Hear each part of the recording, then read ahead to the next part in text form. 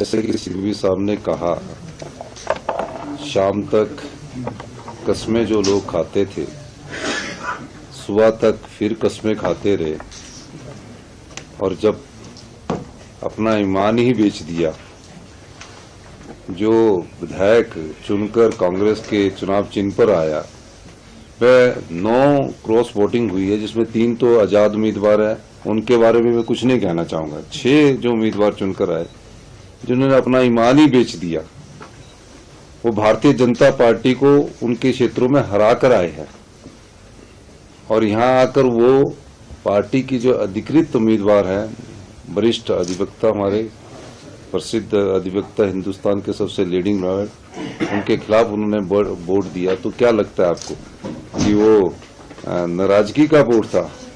वो तो एक ही चीज का वोट होता है, जिसकी जानकारी आपको मेरे से ज्यादा होगी, जिस प्रकार की आप जानकारी रखते हैं। अब वो हिमाचल की संस्कृति में ऐसा नहीं था।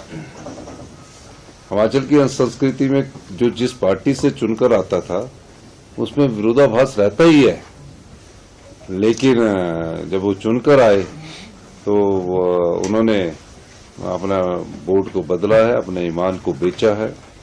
इससे आगे मैं क्या कहूं, लेकिन मैं इतना कहना चाहता हूं कि हिमाचल की जनता इस प्रकार की संस्कृति की आदी नहीं है।